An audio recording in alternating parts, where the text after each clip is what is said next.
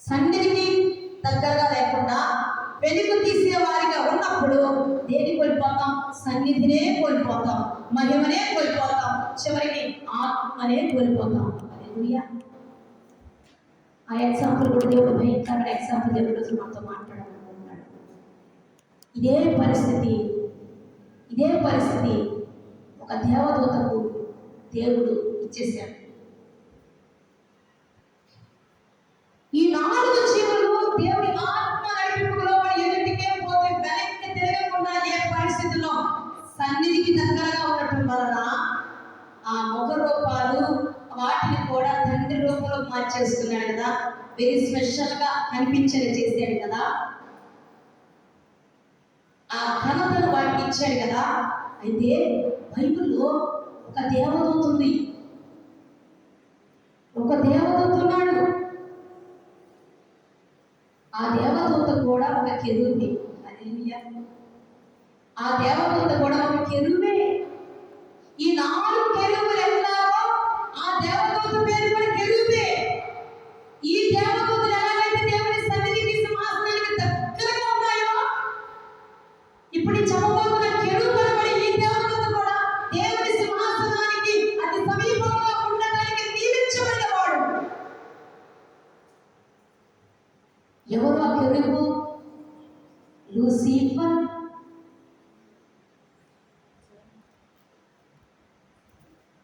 చక్కగా ఆత్మ నడిపింపుకు లోబడుతూ వెనక్కి తిరిగి ముందుకెళ్తే 4 జీవులను దేవుడు ఎంత ఘనతాస్పదంగా ఉంచాడు, ఎంత ప్రకాశవంతంగా ఉంచేశాడో చూడండి. అయితే ఇంతటి స్థానాన్ని ఇచ్చి తన సింహాసనానికి దగ్గరగా ఉంచుకున్నటువంటి ఆ కెరూబు అనబడేటువంటి లూసిఫర్ అనే దేవదూతకు కొంత భాగ్యం ఇస్తే వాడేం చేశాడు? లూసిఫర్ అని తెలుగు బైబిల్ ఎక్కడ పదం లేదు, కానీ ఇంగ్లీష్ బైబిల్లో లూసిఫర్ అనే పదం ఉంది. తెలుగులో వేకువ చుక్క అని ఉంటుంది కదా, తేజో నక్షత్రం. యెషయా గ్రంథంలో తేజో నక్షత్రమా వేకువ చుక్క అంటారు, అది లూసిఫర్. ఇంగ్లీష్ లో ట్రాన్స్లేషన్ చేస్తే లూసిఫర్ అంటే వేకువ చుక్క అని అంటారు. అది లాటిన్ పదం. అయితే ఈ లూసిఫర్ అనేటువంటి కెరూబు యొక్క ప్రాధాన్యత నండి యెహెజ్కేలు గ్రంథం 28వ అధ్యాయము మొదటి నుంచి 20 వచనాల వరకు చూస్తే అతని తతంగం అంతా ఉంటుంది. ఆరంభంలో అతని స్వరూపం ఎటువంటిది, అతని సామర్థ్యం ఎటువంటిది, చివరికి అతని స్థితి గతి ఏమైపోయింది, ఎందుకు అయిపోయింది, ఏంటి కారణం. ఈ రోజున ఇంత భయంకరమైనటువంటి లూసిఫర్ గురించి చెప్తామని హెచ్చరిస్తున్నటువంటి దేవుడి యొక్క ఆదేశం ఏంటి? మనం ఏ స్థితిలో వెళ్ళిపోబోతున్నాం? ఎందుకు ఇంత భయంకరమైన హెచ్చరిక చేస్తున్నాడు మనలో? అది గమనించకపోతే పరిణామాలు లూసిఫర్ జరిగినట్టుగా కూడా ఉండొచ్చేమో. ఆయన దేవుడిని శిక్షించడం మానలేదు, మనం శిక్షించడా ఆయన మాటకు వ్యతిరేకంగా వెళ్ళిపోతే అది గమనించాలి. యెహెజ్కేలు గ్రంథం 28వ అధ్యాయము మొదటి నుంచి చూస్తే మనకి క్లియర్గా 20 వచనాల వరకు ఈ యొక్క లూసిఫర్ గురించి రాయబడుతుంది. లూసిఫర్ కూడా ఒక కెరూబు అనేటువంటి దాని గురించి ఇక్కడ రాయబడుతుంది. దేవుడు కదా చూడండి. మరియు యెహోవా వాక్కు నాకు ప్రత్యక్షమై నాకు సెలవిచ్చెను, నరపుత్రుడా, తూరు అధిపతితో ఇలా ప్రకటింపుము, ప్రభువు యెహోవా సెలవిచ్చినదేమనగా, గర్విష్ఠుడవై నేను ఒక దేవతనైనట్టు సముద్రము మధ్యన నేను ఆశ్చర్యమై ఉన్నాను అని నీవు అనుకొనుచున్నావు. నీవు దేవుడవు కాక మానవుడివై ఉండియు దేవునికి తగినంత అభిప్రాయం కలిగి ఉన్నావు. నీవు దానియేలు కంటే జ్ఞానవంతుడవు. నీకు మర్మమైనది ఏదీ లేదు. నీ జ్ఞానము చేతను నీ వివేకము చేతను ఐశ్వర్యము నొందితివి. నీ ధనాగారములలోనికి వెండి బంగారములను తెచ్చుకొంటివి. నీకు కలిగిన జ్ఞానాతిశయము చేతను వర్తకము చేతను నీవు విస్తారమైన ఐశ్వర్యము సంపాదించుకొంటివి. నీకు ఐశ్వర్యము కలిగినదని నీవు గర్వించిన వాడవైతివి.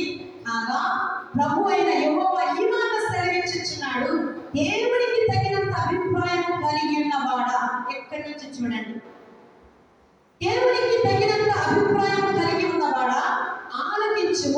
నేను పరదేశులను అన్యజనుల కురులను మీదకి రప్పించినాను. వారు నీ జ్ఞాన క్రూరులను శోభను చెరపటకై తమ ఖడ్గములను వరదీసి నీ సౌందర్యం నీచపరచును. నిన్ను పాతాళములో పడవేతును. సముద్రంలో మునిగి చచ్చిన వారి వలన నీవు చెప్పువు.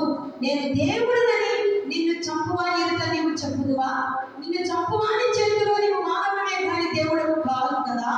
సున్నతి లేని వారు చంపబడి రీతిగా నీవు పరదేశుల చేత చెప్పువు. నేనే మాట ఇచ్చిన్నాను. ఇదే ప్రభువు యెహోవా వాక్కు. నేను 11వ వచనం 12 నుంచి చదువుతాను వినండి. నరపుత్రుడా, తూరు రాజుల గురించి అంగలార్పు వచనమేది ఇలాగ ప్రకటింపు. జాగ్రత్తగా ఇప్పుడు ప్రభువు యెహోవా సెలవిచ్చినదేమనగా, పూర్ణ జ్ఞానము సంపూర్ణ సౌందర్యము కల కట్టడలకు మాదిరివి దేవుని తోటకు ఏదేనులో నీవు గుంటివి.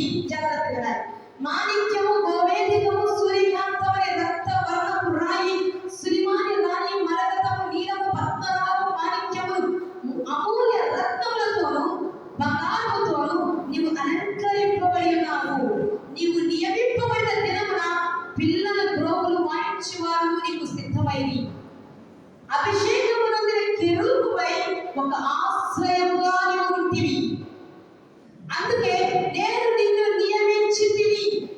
దేవునికి ప్రతిష్ఠింపబడిన పర్వతం మీద నీవు ఉంటివి. కాలుచున్న రాళ్ళ మధ్య నీవు సంచరించుచుంటివి.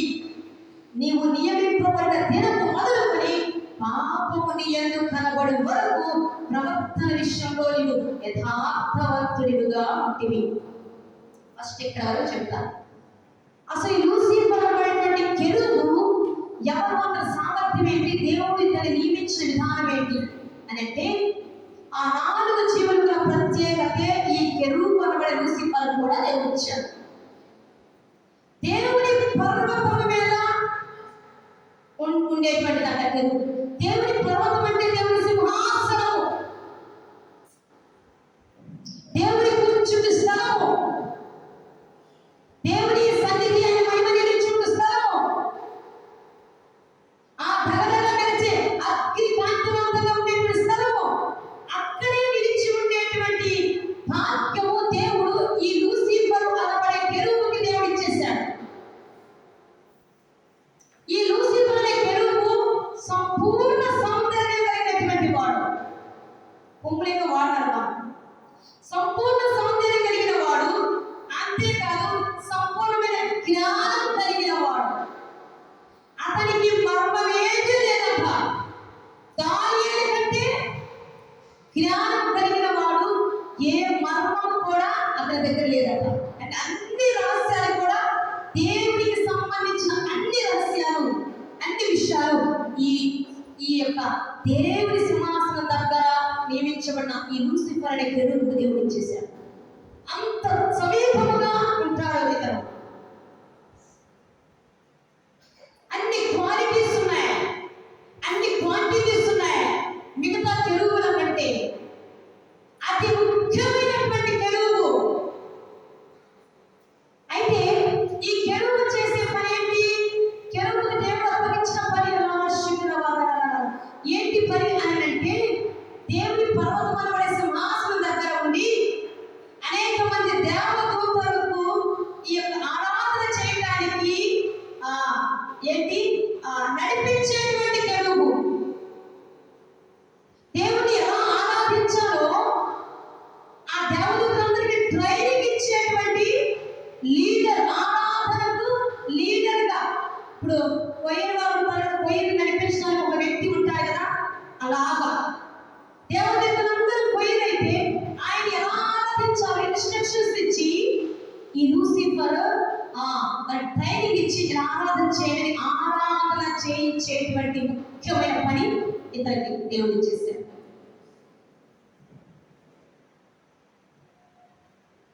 ఎంత ముఖ్యమైనటువంటి పని, బాధ్యత ఇచ్చాడు చూడండి. ఆరాధన చేసేవారు ఎప్పుడు కూడా దేవుడికి సమీపంగా ఉంటారు. అందుకే నేను ఇక్కడ ఆరాధన చేసేటప్పుడు ఎటు దృష్టి పెట్టగాకండి, ఆరాధన మీద దృష్టి పెట్టండి అని అంటూ ఉంటాను. ఈ మధ్య నేను కొన్ని ప్రశ్నలు దేవుడిని అడిగాను. ఒక సిచ్యువేషన్ వచ్చినప్పుడు, అయ్యా దేవుడి మరి చాలా చోట్ల వెళ్తూ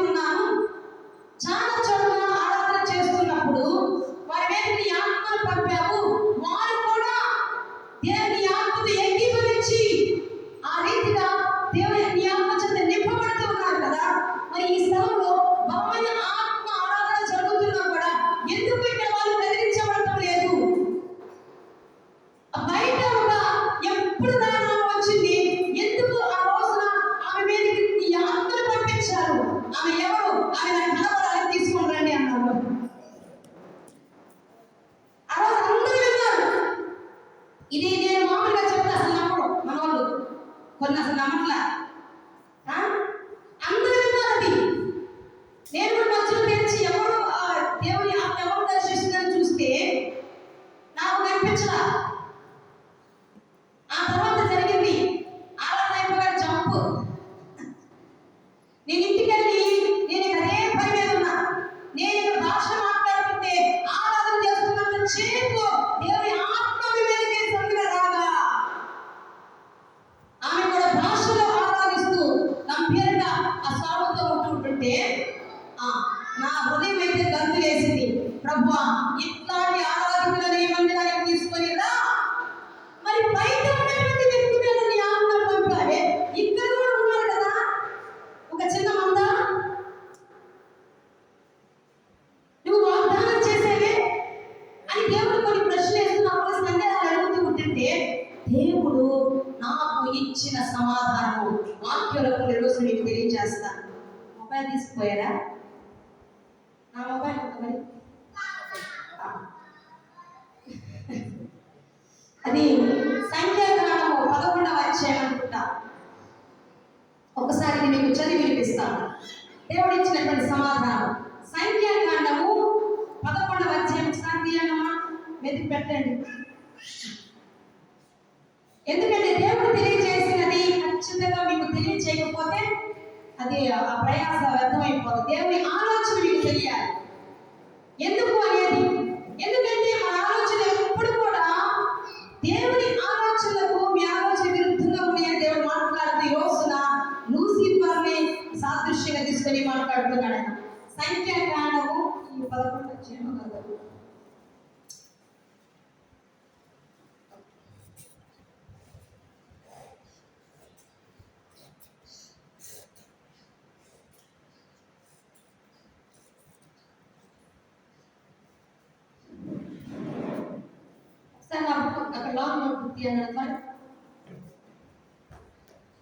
అక్కడ ఏం జరిగిందంటే మోషే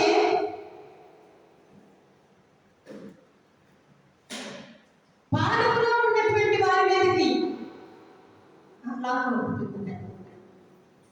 దేవుని ఆత్మ వచ్చినట్లుగా, ఆయన ఒక పరిశుద్ధాత్మ అభిషేకుడు కదా,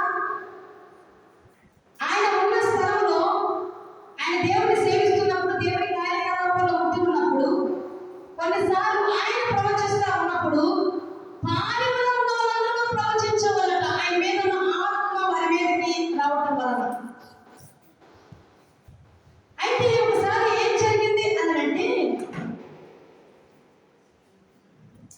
సంఖ్యాకాండము 11వ అధ్యాయము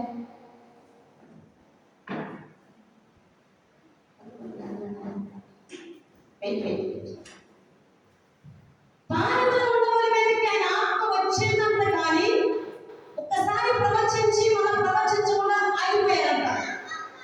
వినండి వినండి. అయితే పాలన వెలుపల కొంతమంది ఉన్నారంట. పాలన వెలుపల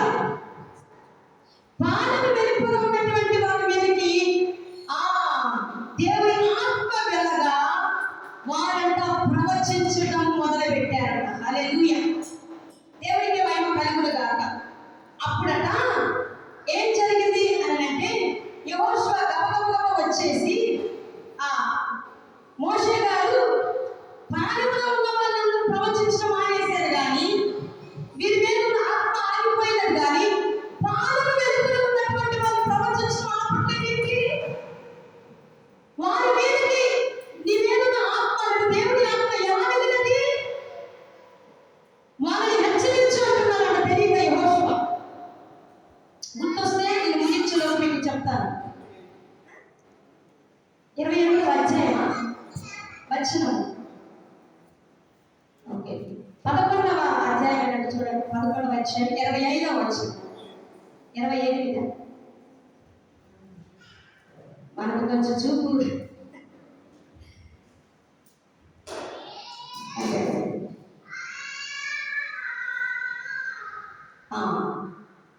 25 నుంచి చదువుతున్నా. 24 నుంచి. మోషే బయటికి వచ్చి యెహోవా మాటలను జనులతో చెప్పి జనుల పెద్దలలో నుండి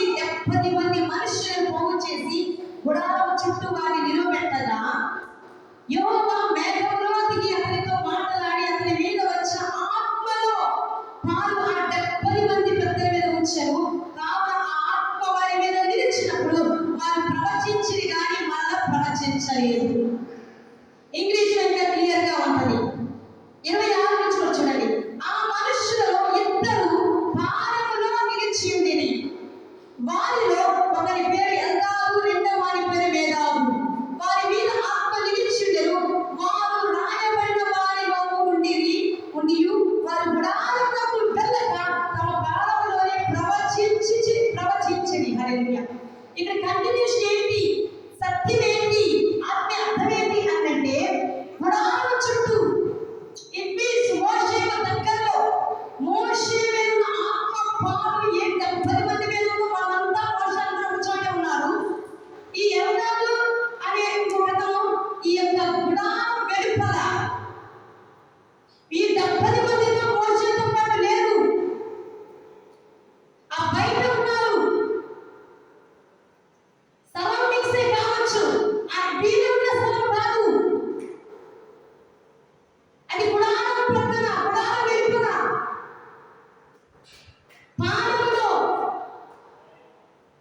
పానములో అయితే ఈ యొక్క దేవుని ఆత్మట ఈ 70 మంది మీదకి రిలీజ్ చేశాడు కదా దేవుడు. అయితే వారు ప్రవచించారు కానీ ప్రవచించడం మానేసేసారట. ఉన్నటువంటి దేవుని ఆత్మ వారిలో ఆరిపోయిందంట, ఆత్మపడింది. అయితే పానములో ఉన్నటువంటి ఈ ఇద్దరి మీదకి అదే ఆత్మ వెళ్ళినందువలన వాళ్ళు గుడారములకు వెళ్ళక తమ పానములోనే ఉండేసేసి, అంటే లోపల కూడా రావట్లేదు, వాళ్ళు బయటే ఉన్నారు, ప్రవచిస్తూనే ఉన్నారు. ఎప్పుడు ప్రవచనం బయటకు వస్తుంది? ఎప్పుడు భాషలు మనం మాట్లాడగలుగుతాం? దేవుని ఆత్మ మన మీదకి వచ్చినప్పుడు. అపొస్తలుల కార్యాలు 2 నుంచి 4 వరకు అగ్ని 4 వరకు దేవుని ఆత్మ ఆ 120 మంది మీదకి దిగిదాకా వారు ఆత్మతో నింపబడి అన్య భాషలు మాట్లాడుతూ ఉండేది. ఇది దేవుడు నాకు వివరించి చెప్పారు, మీతో చెప్పమని దేవుడు చెప్పారు.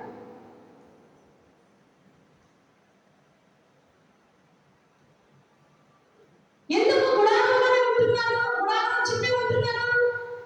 దేవుని సన్నిధికి సమీపంగా ఉన్నట్టుంటున్నారు. దేవుని సేవకులకు సమీపంగా ఉన్నట్టుంటున్నారు. దేవుని తన చిత్తానుసారంగా ఆరాధన జరిగిస్తున్నారు. కానీ చదవలేదట, నిర్లక్ష్యమట, వేరే వేరే ఆలోచనలు. బాడీ ఎక్కడ, మైండ్ ఎక్కడో. ఆరాధనలో పార్టిసిపేషన్ చేయలేనటువంటి పరిశుద్ధమైన ఆలోచనలు లేవు. ఆరాధన చేసేటప్పుడు నిర్లక్ష్యము ఏముందలే. మరి ఆమె ఎప్పుడు వచ్చింది, ఎట్లా వచ్చింది నాకు తెలీదు. ఈ గుడారంలో రాలా, బయటే ఉంది, ఎవరికి తెలియదని ఊహించని మార్పు. దేవుడు ఈ సత్యాన్ని మనకు బయలుపరచడానికి ఒక వ్యక్తిని తీసుకొని వచ్చి, నేను ఇక్కడ 7 ఆత్మల మీద ఆత్మగా సంచరిస్తా ఉన్నాను, నేను నా ఆత్మను కుమ్మరించాలనుకున్నా కానీ లోపలికి వచ్చిన వాళ్ళందరూ హృదయాలు నాకు అయిష్టంగా ఉన్నాయి. వాళ్ళ హృదయాలు నాకు వెలుపట్టుగా తిరుగుతున్నట్టుగా ఉన్నాయి. వాళ్ళు నా ఆత్మ పోయి నడవటం వల్ల, నేను ముందుకు నడిపించాలంటే ముందుకు నడవట్లా. వాళ్ళ దృష్టి ఎప్పుడు దానికే, ఎప్పుడు చాలిపోదామా, ఎప్పుడు వెళ్ళిపోదామా, ఎప్పుడు ఆగిపోదామా, ఎప్పుడు నిర్లక్ష్యమే. అందుకే నిర్లక్ష్య వైఖరి కలిగిన వారి మీద, అనాలోచన కలిగిన వారి మీద, నా ఆత్మ పట్ల శ్రద్ధ లేని వారి మీద నా ఆత్మని కుమ్మరించను. నేను ఒక ప్రూఫ్ ఇవ్వడానికి, ఒక సంకేతం ఇవ్వడానికి నేనే అమ్మవారిని తీసుకొని వచ్చాను. అయితే నేనేమడిగానంటే, నాకు ఆమె ఎవరో తెలీదు, నీవు ఆ వ్యక్తిని మందిరానికి తీసుకొని రా, ఆ వ్యక్తిని నేను చూడాలి ప్రభా. మా ఇంట్లో ఉంటే అడిగాను, నాకు తెలీదు. ఆమె కొన్ని వారాల నుంచి ఇంట్లో ఉండి వాక్యం వింటుందంట. తర్వాత ఆ మెట్ల దగ్గర కూర్చొని ఎప్పుడెప్పుడు వస్తాడా కనపడితే వెళ్దామని చూస్తుందంట. నాకు తెలియని విషయం. అయితే ఆమె వచ్చి పోయిన వారం సాక్ష్యం చెప్తుంది. మీరు ఒక రోజు ఆరాధన చేస్తున్న వ్యక్తి మీద ఉన్నాను, నేను ఇట్లా జరిగాను. అమ్మ నువ్వేనా ఆరాధన జరిగేటప్పుడు వచ్చి ఇలా పాల్పంపులు పొందుతున్నది? నేను దేవుడిని అడిగానమ్మా, నాకు చూపించి తీసుకొని రా అని నా ప్రార్థనకు దేవుడు జవాబిచ్చాడు. నువ్వు మందిరం మానగలుగుతండి, ఏదో ప్రత్యేకత ఉంది, నీలాంటి వాళ్ళు రావాలి, నీలాంటి వాళ్ళు ఎదురు చూస్తున్నారు, ఆత్మతో నింపబడే వాళ్ళు వాటి ఇక్కడ ఎదురు చూస్తున్నాడు, ఆత్మ కార్యాలు కలిగించుకోవాలి, నీలాంటి వాళ్ళు రావాలి. వస్తున్నారు కానీ ఎప్పుడు ఎంత చూపే, ఎప్పుడు సొంత ఉద్దేశాలే, ఎప్పుడు ఛాన్స్ ఉంటే అప్పుడు ఎక్కడికి ప్రయత్నాలు, ఎప్పుడు దేవుడితో సమాసం కంటే ఆలోచన వచ్చిన వాటి తట్టు తిరుగుతూ ఉన్నారట. నేను నమ్మండి నమ్మకపోని సత్యం. దేవుడు ఆయన ఆత్మ పట్ల శ్రద్ధ కలిగిన వారి పట్ల, ఆయన వాక్కు కొరకు ఎదురు చూస్తున్న వారి పట్ల ఎక్కడున్నా ఈ స్వరం వినబడుతున్నప్పుడు తన ఆత్మను కుమ్మరించగలడు. అయితే యెహోషువ వచ్చి వారిని గద్దించు, వారు ప్రవచిస్తున్నారు ఏంటి, వారిని హెచ్చరించంటే మోషే అన్నాడు అది తప్పు, వారు ప్రవచించుదుగా. దేవుడి ఆత్మ ఆయనకి ఇష్టం వచ్చిన వారి మీద వస్తే వారు ప్రవచిస్తుంటే మధ్యలో నేనెవరు నట్టుకోవడం అన్నట్టుగా ఈ యొక్క మోషే సెలవిస్తున్నాడు. చూడండి 27లో అప్పుడు ఒక యవనుడు మోషే ఎదురు పరిగెత్తుకుని వచ్చి అందాది మేధావులు పాలెంలో ప్రవచించున్నారని చెప్పగా, మోషే ఏర్పరచుకున్న వారిలో నూరు కుమారుడైన మోషేకు పరిచారకుడైన యెహోషువ, మోషే నా ప్రభువా వారిని నిషేధించు, వారిని హెచ్చరించు అని అంటే మోషే అంటున్నాడు. అందుకు మోషే నా నిమిత్తం నీకు రోషం వచ్చిన యెహోవా ప్రజలందరూ ప్రవక్తలగునట్లు యెహోవా తన ఆత్మను వారి మీద ఉంచును కాక, దేవుడిని ప్రవక్తగా వాడుకోను కాక యేసునామములో. హల్లెలూయా. దేవుడు వెతుకుతున్నాడు ఇక్కడ తన ఆత్మని కుమ్మరించడానికి, కొందరి ప్రవక్తలుగా లేవనెత్తడానికి, అపోజిట్గా లేవనెత్తడానికి, ఆయన శిష్యుడిగా ఉండటం వెతుకుతుంటే వచ్చిన సేపు ఏమి తిన్నారో తెలియదు, ఆ వాక్యాన్ని సొంత జ్ఞానంతో రిసీవ్ చేసుకునేది, ఆ వాక్యాన్ని లోపడుతుండేది, ఎప్పుడు ఛాన్స్ దొరికితే అప్పుడు దేవుడి సన్నిధి దూరం అయిపోయేది. ఇది వెనక్కి తిరగటము, ఆత్మ నడిపింపుకు లోబడకపోవటము, ఆత్మ ఏ వైపు నడిపిస్తుందో ఆ వైపు నడవకపోవటము. ఈ లూసిఫర్ దగ్గరకు వస్తాను. లూసిఫర్ ఏం చేశాడు? మొట్టమొదటి స్థితి ఏంటి? ఈ 4 జీవులు కలిగిన ప్రత్యేకత, దేవుని ఆరాధించే భాగ్యం, ఒక కొరియని నడిపించేటువంటి భాగ్యం ఇస్తే కొంతకాలం యథార్థవంతుడిగా ఆరాధించాడట, కొంతకాలం పవిత్రుడిగా ఉన్నాడట. అతనికి దేవుడు ఇచ్చినటువంటి అలంకరణ అంతా ధరించుకొని దేవుడి యొక్క పర్వతం మీదే దేవుడిచ్చిన జ్ఞానంతో, దేవుడిచ్చిన అందాన్ని బట్టి దేవుడిని స్తుతిస్తూ ఆయన కొనియాడుతున్నాడట. దేవుడే దాని నిమిత్తము ఈ వెలుగును లూసిఫర్ను ప్రతిష్ఠించాడట. నీవు కాలుచున్న రాళ్ళ మధ్యను సంచరించుచుండేవాడు కదా. కాలుచున్న రాళ్ళేంటి? సింహాసనము. సింహాసనం చుట్టూ ఉన్నటువంటి ఆ రాళ్ళు గోవేదిక ఇటువంటికి సంబంధించినవన్నీ, కాలుచున్న అగ్ని వంటి రాళ్ళ మధ్యలో పర్వతం దగ్గర సింహాసనం దగ్గర సంచరించే భాగ్యం ఇచ్చాడు. కొంతకాలం యథార్థవంతుడిగా ఉన్నాడు, చక్కగా దేవుడి చిత్తం నెరవేర్చాడు. అయితే అతనంట పాపము చేయకుండా వరకు యథార్థవంతుడిగానే ఉన్నాడంట. ఒక కెరూబుగానే ఉన్నాడు, ఒక లూసిఫర్గానే, ఒక దేవదూతగానే ఆ స్వరూపంలోనే ఉన్నాడు. తండ్రి కలిగిన ఆ భయంతోనే, ఆ మహిమతోనే ప్రకాశిస్తూ ఉన్నాడంట లూసిఫర్ కూడా. ఎందుకు? అప్పటి వరకు దేవుడి ఆత్మ ఎలా నడిపిస్తే అలాగే నడిచాడు. 4 జీవులలాగా ముందుకే నడిచాడు, దేవుడి ప్రణాళిక ప్రకారం నడిచాడు, దేవుడు చెప్పినట్టే చేశాడు, దేవుడి ఆత్మ నడిపించినట్టే చేశాడు. అయితే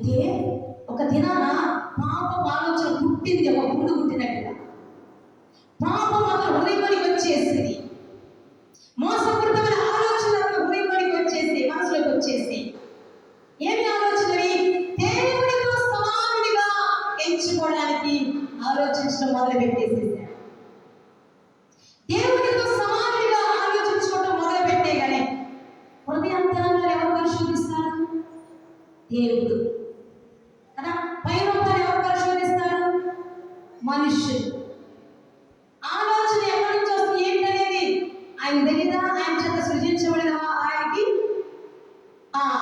ఈ యొక్క పాపపు ఆలోచన రాగానే దేవుడు ఏం చేసేసాడు? పాపపు ఆలోచన వచ్చిందంటే, మోసపూరితమైన ఆలోచన వచ్చిందంటే, దేవుడి ఆత్మకు వ్యతిరేకమైన ఆలోచన వచ్చిందంటే, దేవుడి చిత్తానికి వ్యతిరేకమైన ఆలోచన వచ్చిందంటే దాని అర్థము అతను ఆత్మ నుండి వెనక్కి తిరిగాడు అని అర్థం. ఆయన సన్నిధి నుండి వెనక్కి మరల్చబడ్డాడు అని అర్థము. సొంత ఆలోచన వచ్చేస్తే అర్థం, సొంత జ్ఞానం అక్కడ పనిచేస్తుంది. అక్కడ ఎవరి ద్వారా నడిపించబడాలి, ఎవరి జ్ఞానం పని చేయాలి. వారికి ఇచ్చినటువంటి జ్ఞానం ఎవరిది? పరిశుద్ధాత్మ జ్ఞానము కదా. ఆ జ్ఞానం ప్రకారం నడవాల్సిన పోయి ఓన్ థాట్స్, ఓన్ విజ్డమ్ వచ్చేసింది, సొంత జ్ఞానం. ఈ రోజుల్లో వాక్యము స్పష్టంగా కొన్నిసార్లు ఎత్తి పట్టి చెబుతున్న డైరెక్ట్ గా తీసుకుంటారని దాని సొంత జ్ఞానంతో రిసీవ్ చేసుకోవడం వలన వారి ఆత్మను వారే నశింప చేసుకుంటున్నారు. వారి దేవుడి ఆలోచనకు ముందుకు కదలని ఆ ఆత్మీయ పరిగెత్తులు వెళ్ళిపోయి వెనక్కి తిరిగిపోయేటువంటి పరిస్థితి వచ్చేస్తున్నారు ఆటోమేటిక్ గా. దేవుడి వాక్యం గుర్తుపట్టలేరు, దేవుడి స్వరం గుర్తుపట్టలేరు. నా గొర్రెలు నా స్వరం వింటాయి, ఎలా మాట్లాడినా సరే ఇది నా తండ్రి స్వరం అంటాయి. అన్ని స్వరాలు గుర్తుపట్టలేవు, అసలు ఒక గుర్తుపడతాయి, ఆ స్వరాన్ని వెంబడించరు అసలు. అయితే సొంత జ్ఞానం రావడమే అదే పాపము ఆలోచన. దేవుడితో సమానంగా ఎంచుకున్నప్పుడు దేవుడిగా ఆ పర్వతం మీద ఉంచుతారా, ఆ సింహాసనం దగ్గర ఉంచుతారా, తనకిచ్చినటువంటి ఆ బాధ్యతలో పెట్టేస్తాడా? ఎప్పుడైతే వెనక్కి తిరిగి ఆలోచన వచ్చిందో, సొంత ఆలోచన వచ్చిందో ఏం జరిగింది? దేవుడి ఆలోచన మారిపోయింది. దేవుడి ఉద్దేశం లూసిఫర్ పట్ల ఆలోచన మారిపోయింది. ఏం జరిగింది? ఎందుకు అంత స్ట్రాంగ్ డెసిషన్ తీసుకున్నాడు దేవుడు అంటే అతనికి అన్ని తెలుసు, అతనికి అనుభవం ఉంది దేవుడి గురించి, దేవుడి సంగతుల గురించి, పరిశుద్ధాత్మ గురించి, అతనికి అప్పగించబడిన పని గురించి అన్ని తెలుసు. తెలిసిన వాడు ఏం చేశాడు? దురాలోచన, అతిక్రమము, ఆయన మాటకు వ్యతిరేకము, ఆయన చిత్తానికి వ్యతిరేకము, ఆయన ఆలోచన వ్యతిరేకము చేసేసినప్పుడు ఏం చేశాడు? వెనక్కి తిరిగేశాడు. నువ్వెటు ముందుకు కొనసాగాల్సినవి, నా జ్ఞానం చేత నడిపించబడాల్సినవి, నాకు దీనుడిగా ఉండాల్సినవి, నన్ను ఆరాధించాల్సినవి.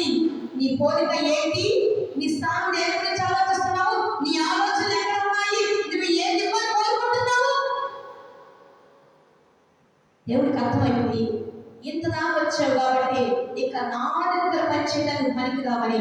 అంత తెలిసి చేశాడు కాబట్టి, జ్ఞానం కలిగి చేశాడు కాబట్టి, అనుభవం ఉండి చేశాడు కాబట్టి దేవుడు ఏం చేశాడు చెప్పనా?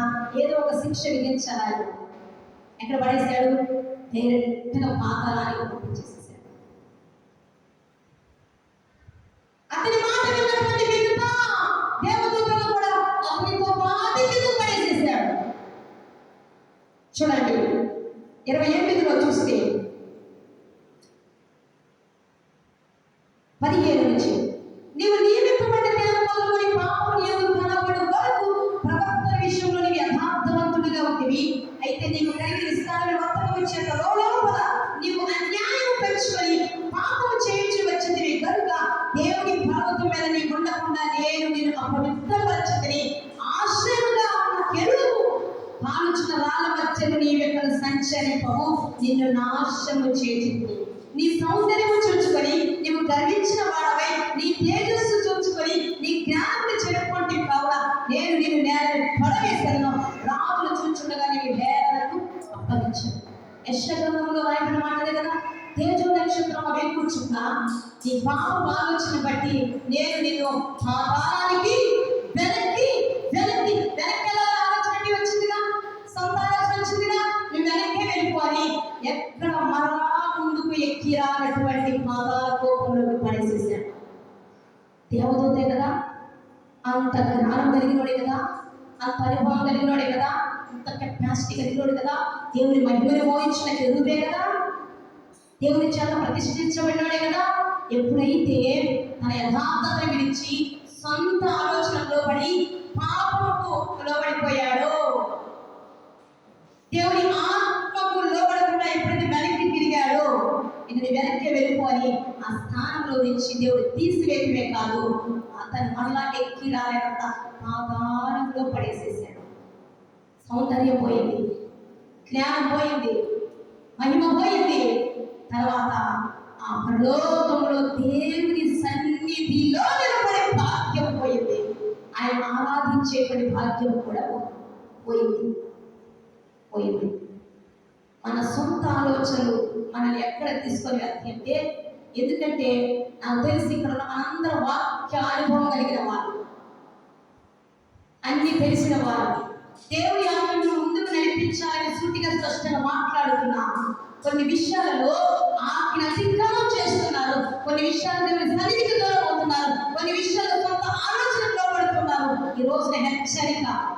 ఇప్పుడు దాకా నువ్వు యథార్థవంతుడిగానే ఉన్నావు మొదటి నుంచి, కానీ ఇప్పుడు యథార్థత కోల్పోతున్నావు, వేరే ఆలోచన స్థానిస్తున్నావు, వేరే ఆధిక్యతను కోల్పోతున్నావు, వేరే ఆలోచనలు వస్తున్నాయి, నీ వెనక్కి వేరే ఆలోచనలు వస్తున్నాయి.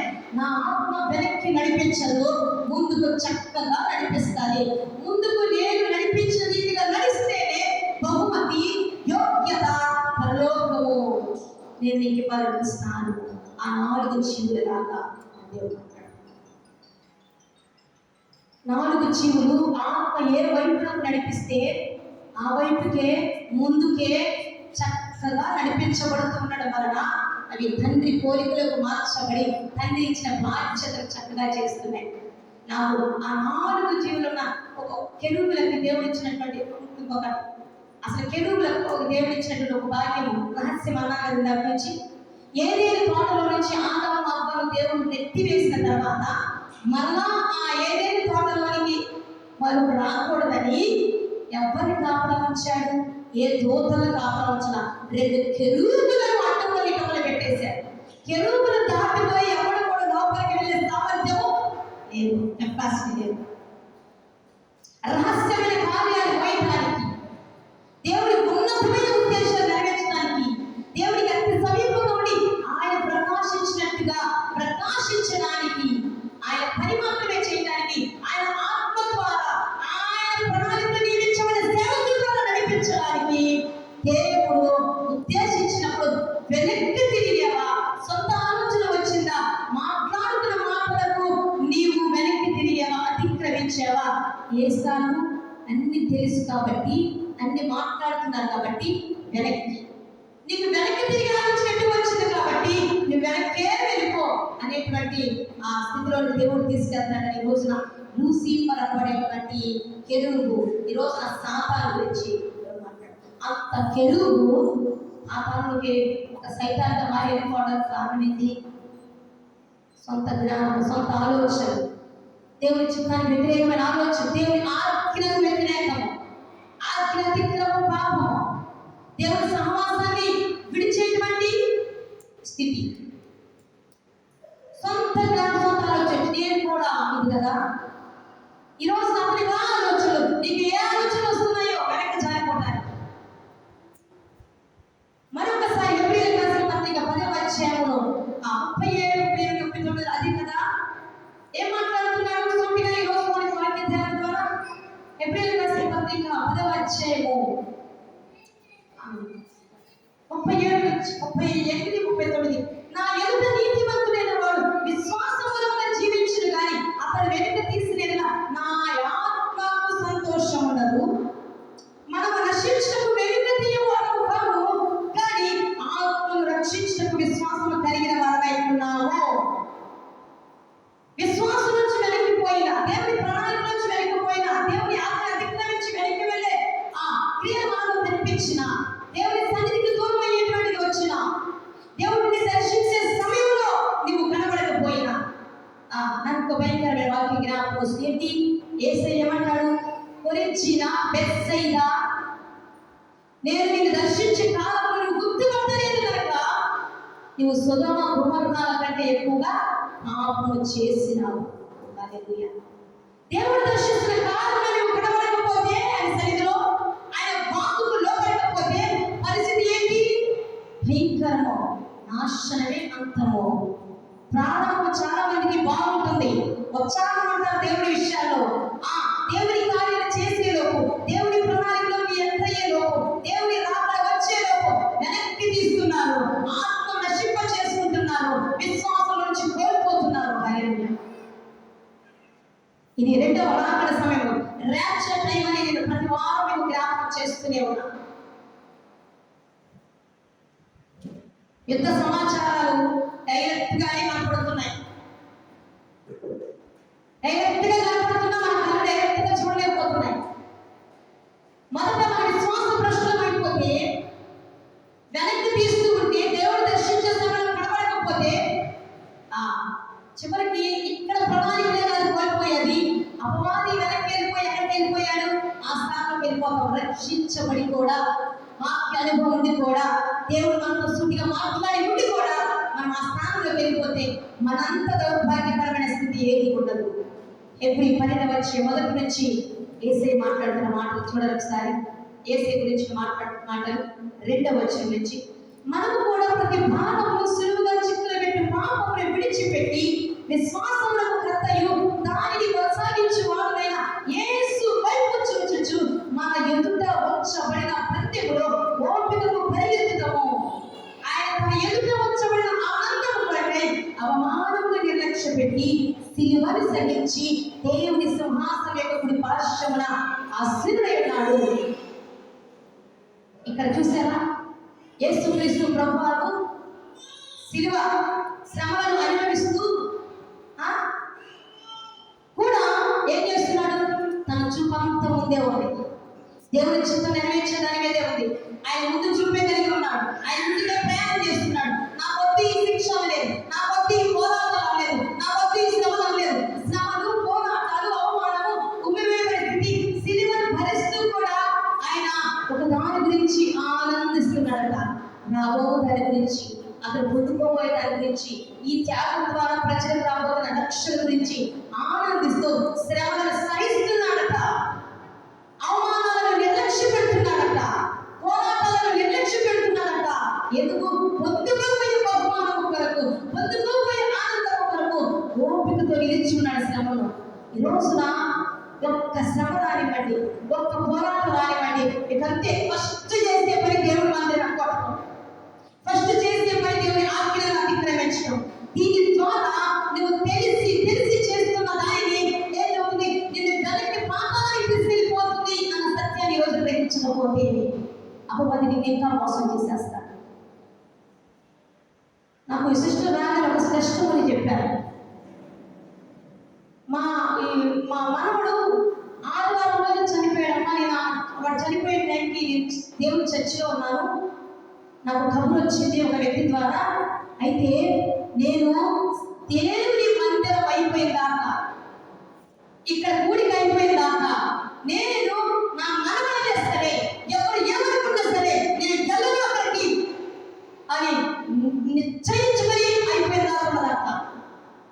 ఎంతమంది అంటారు, మానవుడు చచ్చిపోతే కబురు వస్తే అక్కడ కూర్చొని ఏం చేస్తున్నా, కానీ ఆమె ఆత్మ కలిగిన వ్యక్తి కదా. దేవుని విశ్రాంతి ఆ యొక్క విలువ ఎంతో తెలుసు కదా. ప్రభు దినమందు ఆత్మవిషుడైపోయాడంట యోహాను. ప్రభు దినమందు దేవుని సన్నిధిలో దేవుడు మన ఆత్మను తన స్వాధీనంలో తీసుకుంటాడు. తన ఆత్మ మన మీద నిలిపి ఉంచుతాడు. తన మాతృత్వాలను దర్శిస్తాడు. నాకు ఎంత ఆశ్చర్యం అనిపించిందో. ఇది వింటున్నప్పుడు నాకు లాస్ట్ వీక్ జరిగే కూడా గుర్తొచ్చి మాట్లాడకూడదనుకున్నాను. కాబట్టి సిచ్యువేషన్ వచ్చేసిందిగా, డైరెక్ట్ మాట్లాడితేనే పోయింది. మనంతా డైరెక్ట్ అటాక్. ఎందుకంటే డైరెక్ట్ మాట్లాడినప్పుడు పక్కా కూర్చున్నప్పుడు రెండోసారి ఆ పొరపాటు చేయకుండా ఉండాలని నా ఆలోచన, దేవుని యొక్క ఆలోచన. లాస్ట్ సండే కూడా ఇక్కడ ఏరియాలో చనిపోయాను. ఎవరికి? మన చర్చికి వచ్చేవాళ్ళం, చాలా దగ్గర వాళ్ళు. నిజంగా వార్త మనకు తెలిసిన వార్త, మనతో సహవాసం చేసే వాళ్ళు చనిపోతే చాలా విషయాలు నేను చెప్తున్నా. దానికి మించినటువంటి వేదన ఉండదు. పైగా దేవునితో సహవాసం కలిగినటువంటి వారు మరణిస్తే, సడన్ గా జరిగిపోతే చాలా వేదన. దానికి మించినది ఏది ఉండదు. కానీ అపవాది నిన్ను వెనక్కి లాగడానికి, నిన్ను అడ్డుకోవడానికి ఆ దాస్ తీసుకొని వచ్చాడు. ఆ రోజు మనకి మరణాన్ని వచ్చేటట్టుగా పర్మిషన్ తీసుకొచ్చుకున్నాడు కదా. దేవుడు దాన్ని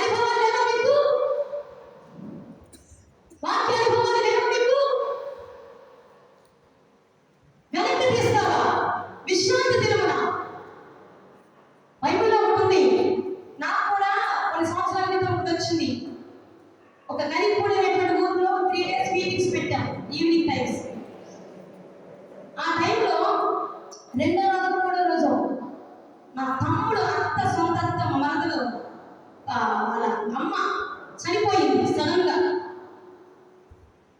మేము మీటింగ్స్ లో వేరే ఊర్లో ఉన్నాం. అయితే అందరూ వెళ్దాం అంటున్నారు, ఎందుకంటే మళ్ళా రాదు కదా. పైగా అందరూ ఏమనుకుంటారు, ఒకటేమో మళ్ళా రావచ్చు ఉంటాయి, చూడాలి కదా ఇంట్లో వ్యక్తి, పైగా వెళ్ళకపోతే ఎన్ని అపార్థాలు వస్తాయో తెలియదు. ఒక్క చిన్న దాంతో అపవాది చాలా తీసుకొస్తాడు. అయితే దేవుడు దాన్ని అనుమతించాడు. దేవుడు అన్నాడు, మృతులను పాతి పెట్టుకుంటారు, నీవు నా సేవ చేయి, వెళ్ళొద్దు ఇది విడిచి నీ వార్త కూడా చెప్పుకుంటాను. మా చెల్లి నాతో ఉంటే నేనన్నాను, ఇది దేవుడి సేవ, ఆమె చనిపోయింది కదా, దాన్ని చేసే వాళ్ళు ఉన్నారు కదా, ఆయన అన్ని తెలిస్తే దేవుడు డిక్లేర్ చేశాడు కదా, ఈరోజు చనిపోవాలని ఇది ఒక అడ్డం అపవాది తీసుకొచ్చాడు కదా, ఇది ముఖ్యమా అది ముఖ్యమా? శిష్యులు చెప్పిందట, నేను మందిరం నుంచి వెళ్ళను, మృతులని పాతి పెట్టుకుంటారు, నీవు నన్ను వెంబడించని దేవుడి వాక్యం ఉంది కదమ్మా. నాకు ఎదురైంది పరీక్ష, శోధిస్తున్నాను మిమ్మల్ని, శోధిస్తున్నాను. నేను ఒకరు నన్ను అడిగాను, దేవుడు శోధించాడు కదా, అపవాది కదా శోధించాడు. మంచి క్వశ్చన్. దేవుడు శోధిస్తున్నాడంటే ఇక్కడ అర్థం టెస్టింగ్.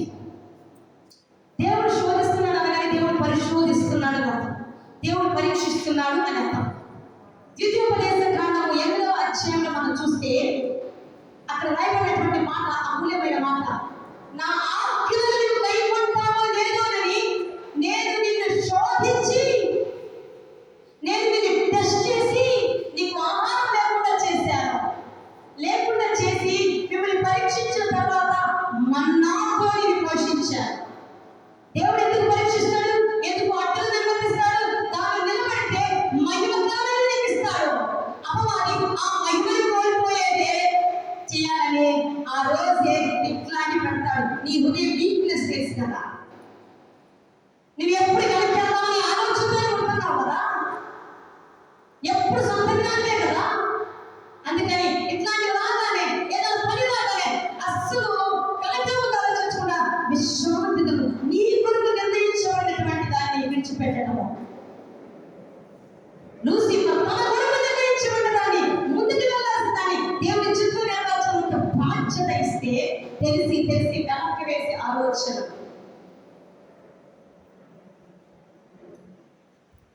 అర్థమైందా?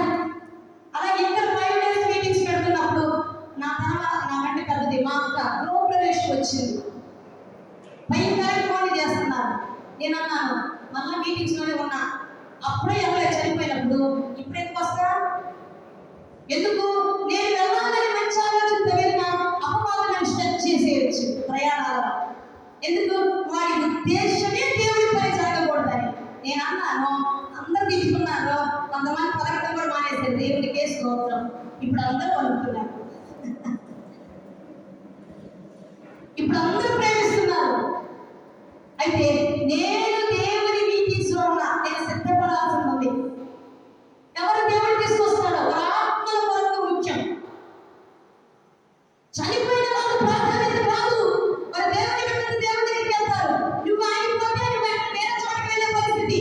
ఎందుకు? తెలిసి చేస్తున్నావు. అలాగే ఇంకొక మాట తెలిసింది, మా అబ్బాయి వాళ్ళ తమ్ముడికి యాక్సిడెంట్ అని, అది కూడా తెలిసింది నాకు లాస్ట్ వీక్.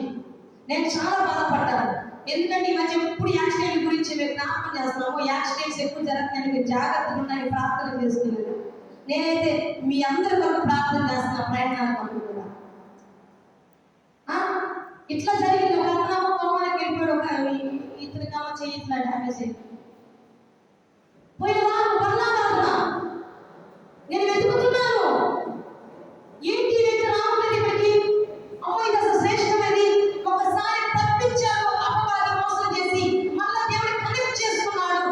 దేవుడు ఆనందించాడు కనెక్షన్ బట్టి. మళ్ళీ ఈ రోజు ఏమైందంటే అయిపోయిన తర్వాత నాకు ఇప్పుడు తెలిసింది అనే ద్వారా కొన్ని విషయం తెలిసింది నాకు. మా వారు చెప్పారు వెళ్తున్నప్పుడు ఇట్లా అంటే, అయితే ఏమైంది? సో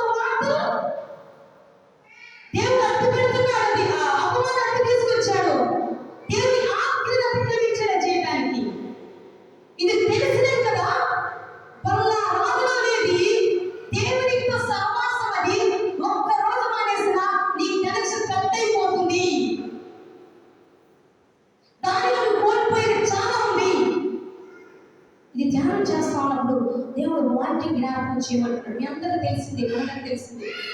దేవుడు అలా ఒక అపవిత్రాత్మ పట్టిన వ్యక్తిని బాగు చేసిన తర్వాత అపవిత్రాత్మ అతన్ని వదిలి వెళ్ళిపోతుంది.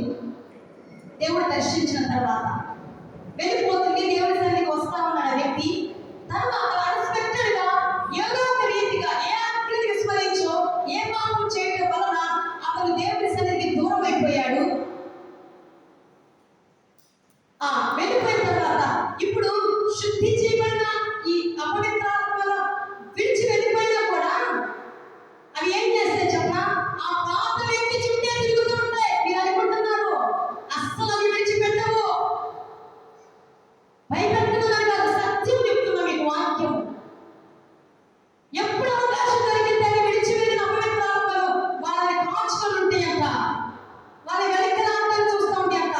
అవకాశం దొరికితే చాలు విడిచి వెళ్ళిన అపవిత్రాత్మ ఏం చేస్తుంది? 7 ఆత్మలు తీసుకొని వచ్చేస్తాడు. ఏ ఆత్మలని? అపవిత్రాత్మ. అప్పుడు ఏమవుతుంది చెప్పనా? గతంలో నీ మీద ఏ ఆత్మలు దాడి చేశాయో, ఏ ఆత్మలకు బందీ అయిపోయావో, మరలా ఆ ఆత్మలకు బందీ అయిపోయేటట్టుగా జరిగిపోతుంది.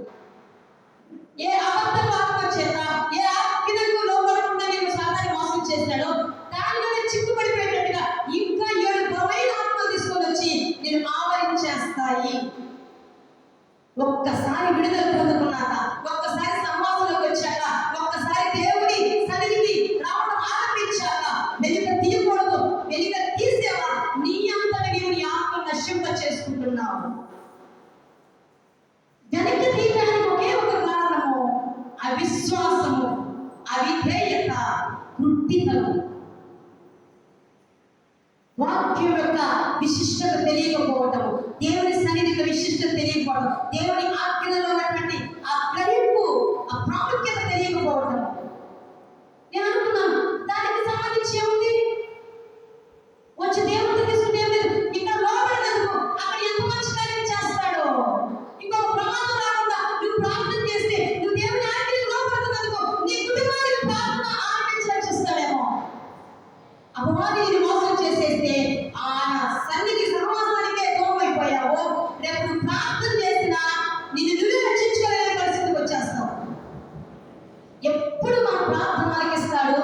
ఆయన దర్శించే సమయంలో, ఆయన సమీపంగా ఉన్నప్పుడు, ఆయన ఆజ్ఞల మార్గం నడిచినప్పుడు, అద్దులు ఎదురొచ్చినా, అది విశ్రాంతి దినమైనప్పుడు, అది బలాలైనప్పుడు, దేవుడి కార్యాలైనప్పుడు అద్దులు తెంచుకొని రాగలిగే విశ్వాసంలో క్రియను కనపరిస్తే ఏం జరుగుతుంది? ఆ విశ్వాసమును బట్టి, ఆ విధేయతను బట్టి ఏం చేస్తాడు చెప్పనా? దేవుడు 4 జీవులకి ఇచ్చినటువంటి మహిమను ఈ భూమి మీద మనకు పొడిచి మనం కూడా దేవుడిలాగా ప్రకాశించేటట్టుగా చేసేస్తాడు. ఆ విధేయతను బట్టి దేవుడి ఆత్మ మన చక్కగా ముందుకే పరలోకం వెళ్ళే వరకు నడిపిస్తాడు. దేవుడు చేత నీతిమంతులైనటువంటి వారు వెనక్కి తీసేవారు ఉండకూడదు. విశ్వాస విషయంలో వెనక్కి తీసేవారు ఉండకూడదు. ఆజ్ఞల విషయంలో వెనక్కి తీసేవారు ఉండకూడదు. దేవుడి సన్నిధి విషయంలో వెనక్కి తీసేవారు ఉండకూడదు. దేవుడి సహవాస విషయంలో వెనక్కి తీసేవారు ఉండకూడదు.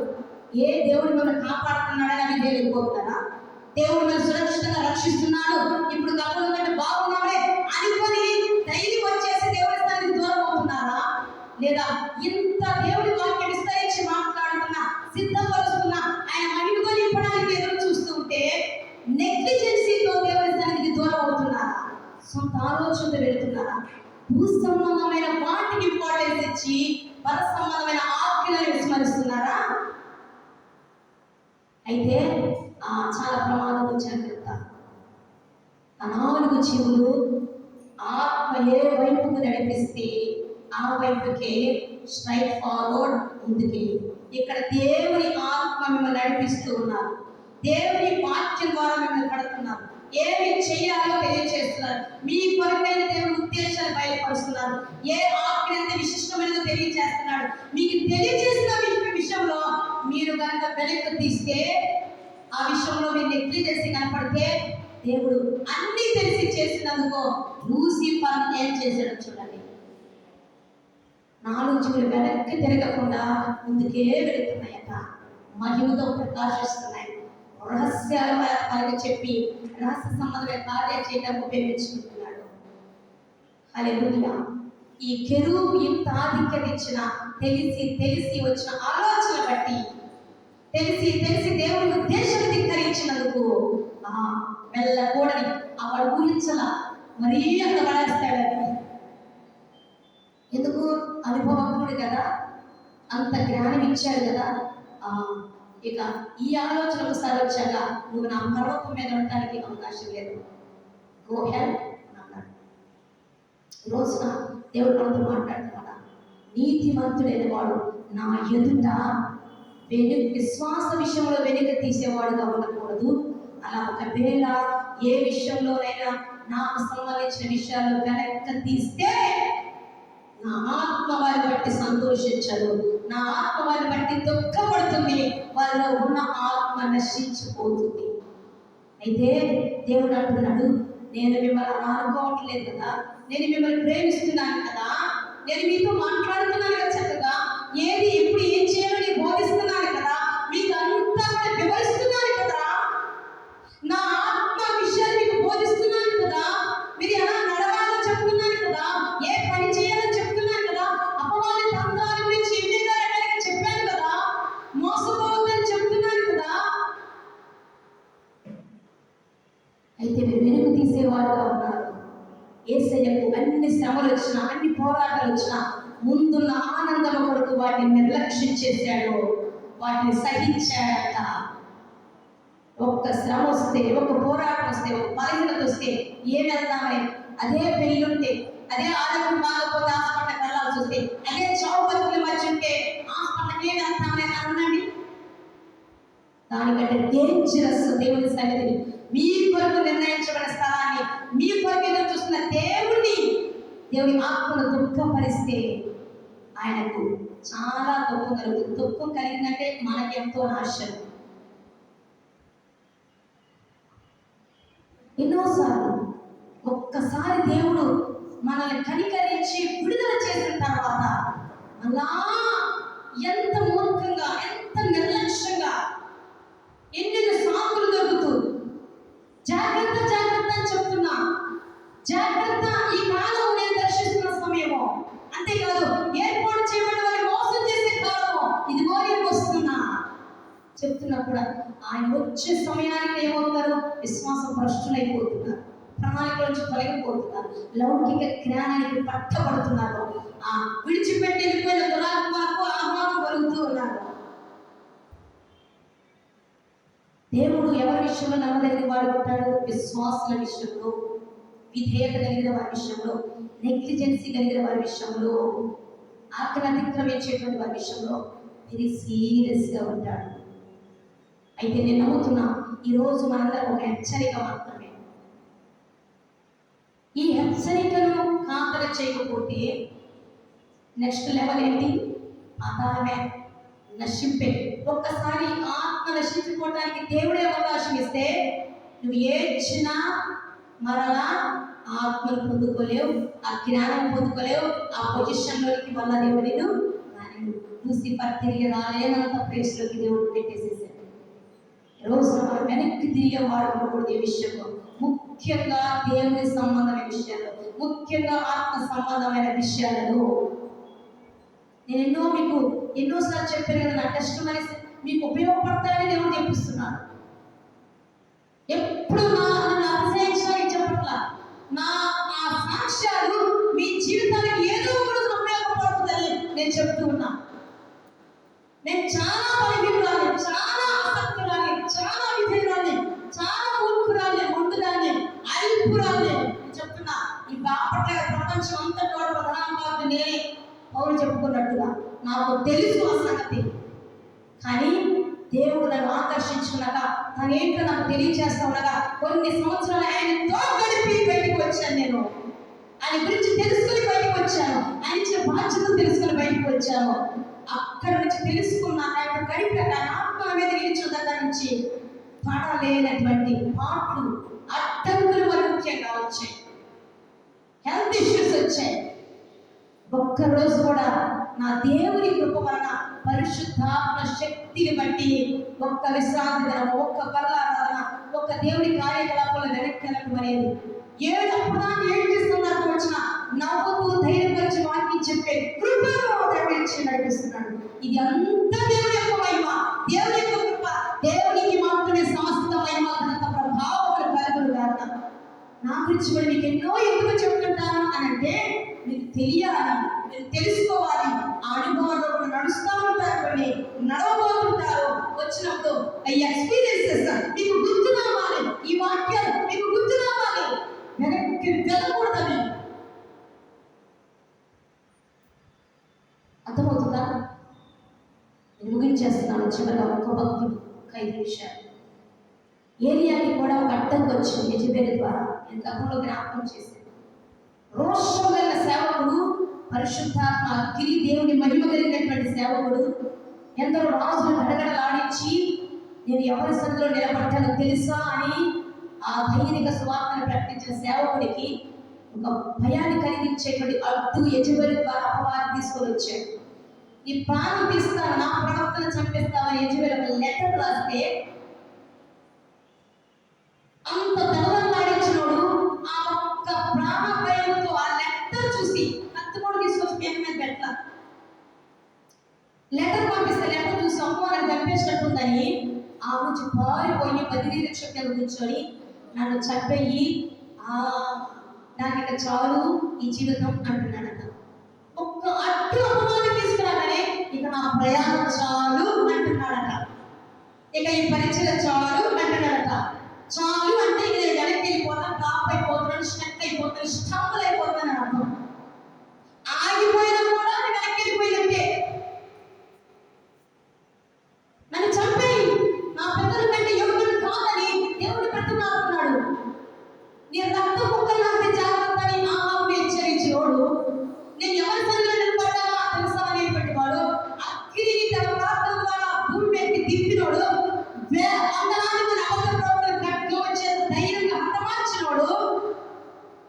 ఒక అపవాది రాసినటువంటి ఉత్తరము వినేసేసి ప్రాణం.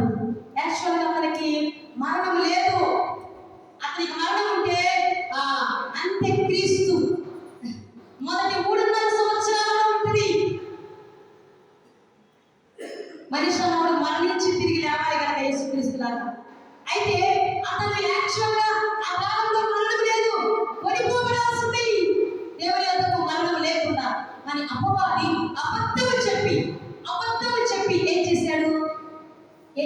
నేను చంపేస్తాను దాంతో ఇంకెందుకు బతుకు. అతనికి ఒక ఆలోచన వచ్చింది, నేను ఎంత సేవ చేసి ఈ ముష్టిదాని చేతిలో చచ్చిపోయేటట్టున్నా, చంపేస్తానికి డిసైడ్ అయిపోయాడు. అతని ప్రాణం ఎవరి చేతిలో ఉంది? అసలు ఆ వ్యక్తి ఎవరు?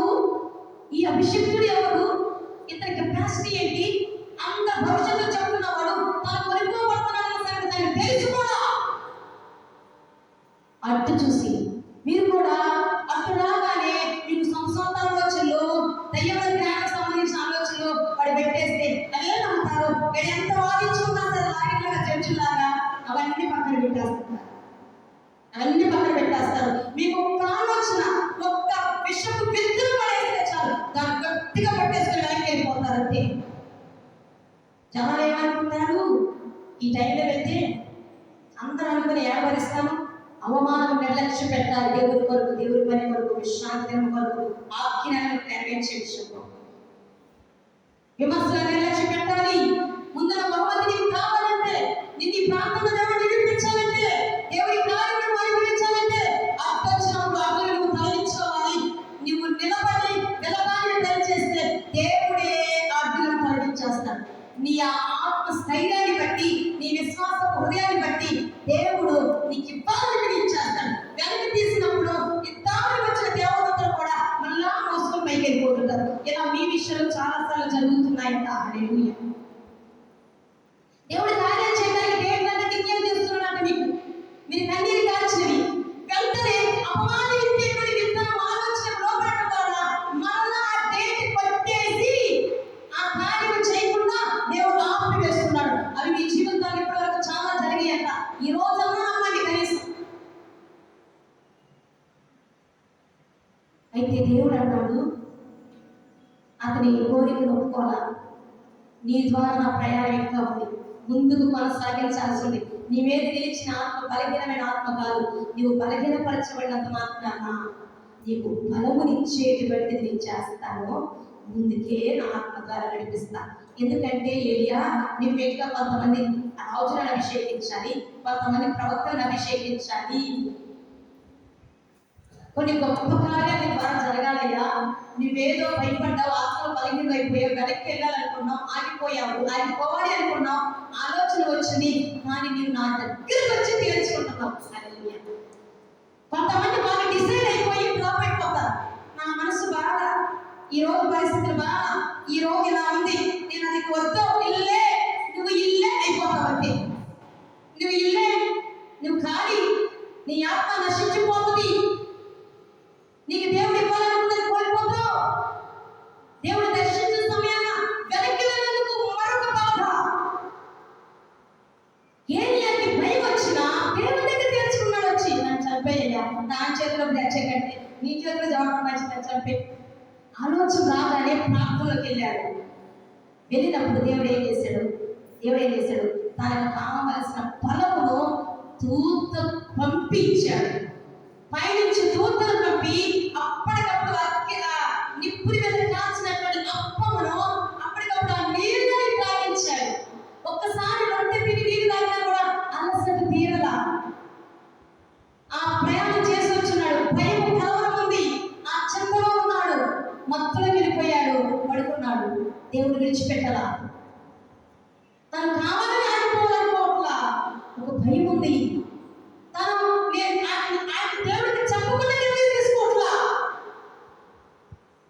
మీకు తెలియనప్పుడు ఇది నిజమా కాదు, నా పరిస్థితి ఏదో ఉందని నీకు తెలిసిన సేవకులతో మాట్లాడొచ్చుగా, నీకు తెలిసిన ఆత్మీయతో మాట్లాడొచ్చుగా. నీ సొంత డిసిషన్స్ తీసుకొని మళ్ళా భక్తిదానాలకు వెళ్ళిపోవడం ఎందుకు? మళ్ళా సమాజం నుంచి తొలగిపోవడం ఎందుకు? ఎందుకంటే ఒకే ఒక గర్వము, నాకు అన్ని తెలుసు, నేను ఏది ఆలోచిస్తే రైట్. ఇలాగా మిమ్మల్ని అపవాది మోసం చేస్తున్నాడు. నీకు వాక్యం తెలిసినంత మాత్రం ఆత్మ జ్ఞానము తెలియచేదని ఆత్మ జ్ఞానం కలిగిన బోధ చేయిస్తున్నాడు. మర్మాలు ఏంటో తెలియజేస్తున్నాడు. ఒక్కొక్క దాని యొక్క దాచి ఉంచిన దైవ రహస్యాలు తెలియజేస్తున్నాడు. అయితే మళ్ళా రెండోసారి మళ్ళా భోజనం పెట్టి లేచి అంటున్నాడు, ఓ ఏలియా, పిచ్చోడా, ఏంటి నువ్వు అనాల్సిన మాట్లాడేది?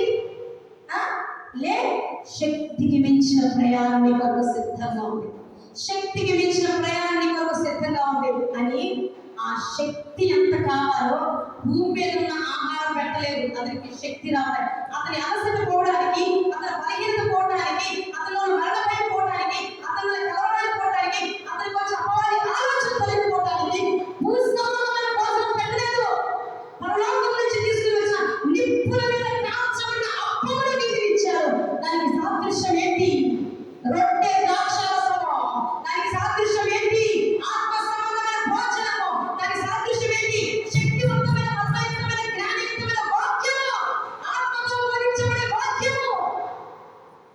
ఈ వాక్యము కనుక మీరు విని కూడా నిర్లక్ష్యం చేస్తుంటే జీవితంలో మీరు ముందుకు కొనసాగలేదు. ఇది అగ్ని మీద కాల్చబడిన, ఇక్కడ మండుచు పొగలో ఉండి దేవుడు మాట్లాడుతున్నాడని అనేకసార్లు చెప్పాం. ఇది ఇప్పుడు అవసరం. ఇది అలసిపోయిన వారి బలపరిచేది, కృంగిపోయిన వారి లేవనెత్తేది, అజ్ఞానులను జ్ఞానవంతులుగా చేసేది, ఏది కరెక్టో తెలియక పట్టుబిట్టాలన్న వారికి ఇదిగో సత్యమని తెలియజేసేది, అసత్యంలో అబద్ధాల్లో సాతాను వారికి మోసాలు చెప్పుకొని పోతున్న వారిని ఇదిగో ఇదయ్యా రైట్ వే అని చెప్పేది. ఇక్కడ చెప్పిన దాన్ని నిర్లక్ష్యం చేసేస్తుంటే ఇక నాశనమే మీ ఆత్మలు అని దేవుడి ముందు హెచ్చరిస్తున్నాడు.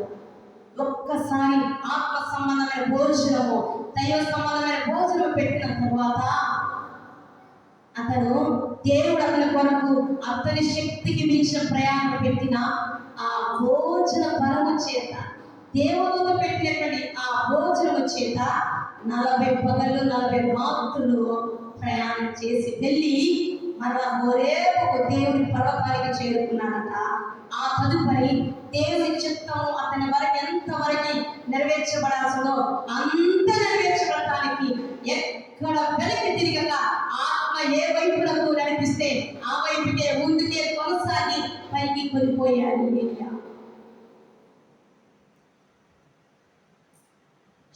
శక్తివంతమైన భోజనము వల్ల, శక్తివంతమైనటువంటి ఆరాధన, ఇక్కడ శక్తివంతమైన వాక్యము.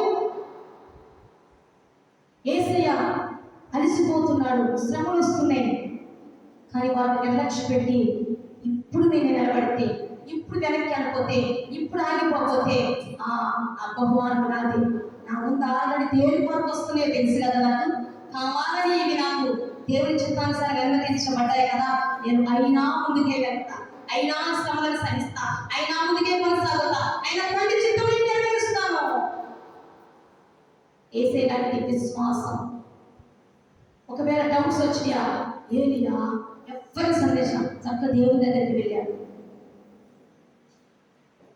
తెలుసుకున్నాడు. దేవుడు తన్ని బలహీనతలోంచి బలవంతుడిగా చేయడానికి కావాల్సిన ఆహారం కోసం పైనుంచే దేవతను పంపించాడు. నేను చెబుతున్నా వెరీ క్లియర్గా, దేవుని దూత మీ దగ్గరకు వచ్చి మాట్లాడుతుంది. ఈ వాక్య విషయం నిర్లక్ష్యం చేస్తే చాలా చాలా ప్రమాదకరమైన స్థితిలోకి వెళ్తారు. ఇది మీకు క్లైమాక్స్ సిచ్యువేషన్స్, కార్యాలు జరిగే సిచ్యువేషన్స్, ఇంకా తదుపరి సమయం మీకు ఉండబోదు. అలిసిపోయిన మీతో దర్శించి కార్యాలు చేయటానికి ఆయన దిగి వచ్చారు. మిమ్మల్ని కష్టాల్లో ఉన్నప్పుడు వాగ్దానం ఇచ్చిన వాగ్దానం నెరవేర్చడానికి, ముందుగా మాట్లాడి ఆ మార్గం నడిపించడానికి దిగి వచ్చినటువంటి దేవుడు. ఒక వ్యక్తి కనబడుతుందేమో కాదు, ఒక శక్తికి నిలబడి మాట్లాడుతున్నారన్న సత్యం కూడా చెప్తున్నా గ్రహించకపోతే, ఈ విషయంలో అవిశ్వాసంగా గుడ్డివారుగా నిర్లక్ష్యంగా ఉంటే కోల్పోయింది. ఒకరి నంబర్ ఒకరిని మీ ఎదుట కావాలని ఆత్మతో నింపి తీసుకొని వస్తారు, వాళ్ళ ఇక్కడ గంతులు వేసి ఆరాధిస్తారు, వాళ్ళ దేవుని పనులు కార్యకలాపాలు చేస్తారు, దేవుని ఆత్మ ఇక్కడ వైపుగా నింపబడుతుంది. ప్రారంభించినటువంటి వాళ్ళు, మొదట ఆసక్తి చూపినటువంటి వాళ్ళు సొంత జ్ఞానం, సొంత ఆలోచన ద్వారా వెనక్కి తీసినప్పుడు వారి యొక్క సిగ్గుపడే పరిస్థితి వస్తుంది.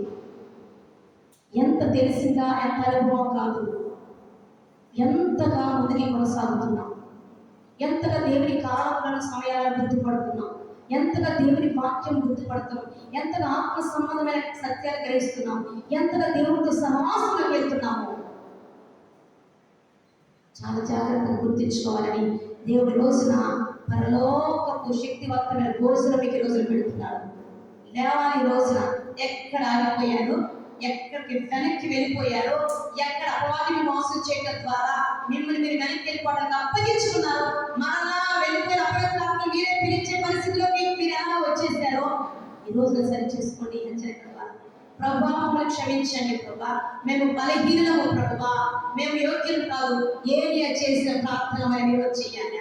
నేను మా పిల్లల కంటే యోగ్యులు కాదయ్యా, నన్ను చెప్పేసి నా వల్ల కావడం వల్ల నేను ముందుకు వెళ్ళలేకపోతున్నా, నాకు ఈ జ్ఞానం గ్రహించలేకపోతున్నా, నేను అనేక సార్లు శత్రువుల చేత మోసగించబడుతున్నా, నీవు మాట్లాడుతున్నా వెనక్కి వెళ్ళిపోతున్నాను, నా బుద్ధిహీనత, నేను బలహీనురాలయ్యా, నీ బలహీనుడినయ్యా, ఒక్కసారి నన్ను దర్శించయ్యా, ఒక్కసారి నీ ఆత్మ చేత నన్ను దర్శించయ్యా, నీ ఆత్మ నా మీద కుమరించయ్యా, నీ ఆత్మ శక్తులను నింపయ్యా.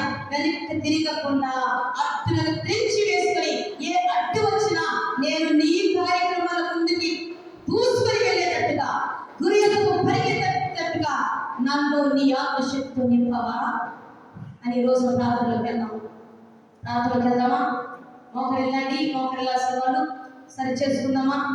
శవధర కమాందర శిల్పానోధర కమాందర జిల్లి ప్రాగోమంద సిక్కందర బల గజరాదర సీప్రాకందర. ఈరోజు నువ్వు మాట్లాడకపోతే ఇంకా ఎంతగా మోసగించబడతామో, ఇంకా ఏ స్థితిలోకి మన ఆత్మ నశించిపోయేటట్టు వెళ్తుందో, ఎంతగా మన ఆత్మలు ఆరిపోతాయో, ఎంతగా మనల్ని బట్టి దేవుని ఆత్మ దుఃఖపడతారో. ఈ రోజున మేల్కొల్పబడాలి. ఈ రోజున దేవుడు మనల్ని శక్తివంతమైన వాక్యముతో దర్శిస్తూ ఉన్నప్పుడు మోకాళ్ళతో దేవుని సన్నిధిలో నిలబడినట్లయితే దేవుడు దర్శించబోతున్నాడు. దేవుడు హెచ్చరించేది ఎందుకంటే దర్శించడానికి, ఒప్పుకుంటే దర్శించడానికి, తీర్మానం చేసుకుంటే దర్శించడానికి. ఏమైనా నాలుగేళ్ళ దాటే వరకు ఏముందని ఈ రోజు వర్తమానాన్ని బట్టి నిర్లక్ష్యం వహించే వరకు ఈ రోజున నిన్ను నిర్లక్ష్యం చేయబోతున్నాడు, నీ కార్యాలు నిర్లక్ష్యం చేయబోతున్నాడు, నీ ఆత్మ నశించుకోవడానికి అప్పగించబోతున్నాడు, నిన్ను ముందుకి కొనసాగడానికి ఆయన అనుమతించాడు. హల్లెలూయా. ప్రార్థన సమయం చూసుకోవద్దు. దేవుడు మాట్లాడుతున్నప్పుడు సమయాలు మీకే దేవుని దగ్గర క్షమాపణ. నువ్వు ఇచ్చిన అవకాశాన్ని నేను నిర్లక్ష్యం చేస్తున్నానయ్యా, నీ అవకాశాలన్నీ నేను కోల్పోతున్నానయ్యా. ఎంత వివేకిని, ఎంత అజ్ఞానిని, ఎంతో శక్తివంతమైన భోజనము మా కొరకు సిద్ధపరచబడి నడిపిస్తున్నావు. ఎంత విస్తారంగా మాతో మాట్లాడుతున్నావో, ఎంతగా మమ్మల్ని దర్శిస్తున్నావో. ఎవరికి లేని భాగ్యం ఈ ప్రాంతంలో మాకు మాత్రమే ఇచ్చేవయ్యా. నీ మహిమతో నింపడానికి చూస్తున్నావా, నీ ఆత్మను కుమరించడానికి చూస్తున్నావా అయ్యా. మేమే బలహీనులమయ్యా, ఇప్పటి వరకు నిర్లక్ష్యం చేసేవయ్యా. ఇప్పటి వరకు వచ్చిన అడ్డులను చిక్కుకొని పోయావయ్యా. భూ సంబంధమైన వాటికి ప్రిఫరెన్స్ ఇచ్చి మా సొంత గ్రామ ఆలోచనకు మేము చెవియొగ్గి ప్రభా నీ ఆలోచన పక్కన పెట్టావయ్యా. అయ్యా క్షమించవా. ఒక్కసారి నీ రక్తంలో కడగవా. ఒక్కసారి మా ప్రార్థన దగ్గర ఉన్న అపవిత్రత తొలగించవా ప్రభువా. మా హృదయాల్లో ఉన్న కల్మషము, హృదయ కాఠిన్యత, ఆ గర్వము, ఆ అవివేకము, ఆ అజ్ఞానము, మోసగించబడేటువంటి ఆ స్థితిని నీ అగ్ని చేత కాల్చివేయి ప్రభువా. సహాయం చేయ, సహాయం చేయ. ప్రార్థన చేద్దాం, ప్రార్థన చేద్దాం. హల్లెలూయా, హల్లెలూయా. మరొకసారి వెనక్కి తిరగమయ్యా. మాకు అవకాశం దయచే. 4 జీవులాగా నీ సన్నిధికే దగ్గర ఉంటామయ్యా. నీ పరిశుద్ధ పర్వతానికే సమీపం ఉంటామయ్యా. నీ పోలికలో మార్చయ్యా. నీ ఆత్మగా ముందుకే నడిపించబడాలని మా జీవితాన్ని అప్పగించుకుంటున్నాం, మా ఆత్మలను అప్పగించుకుంటున్నాం. మమ్మల్ని ముందుకే నడిపించు. ఆ జీవులు ఆత్మ ఏ వైపుకు నడిపిస్తే ఆ వైపుకు నడిచినట్టుగా, ముందుకే చక్కగా నడిచినట్టుగా మమ్మల్ని నడిపించి 4 జీవుల్లాగా, 4 కెరూబుల్లాగా నీ సన్నిధి కాంతితో, నీ మహిమతో, నీ ఆత్మతో నింపి ఈ లోకంలో ఒక దివిటీలాగా వాడుకో ప్రభా. నీ మహిమను అనేకులు చూచినట్లుగా మేము కూడా నీ కొరకు ప్రకాశించినట్లుగా వాడుకో ప్రభా. ఎన్ని యోగ్యతలు ఇచ్చినా అంత తెలిసి ఆ స్థానాన్ని కోల్పోయిన లూసిఫర్ కెరూబు బట్టి ఆ దుస్థితి మాకు వద్దయ్యా. క్షమించయ్యా, క్షమించయ్యా, క్షమించయ్యా.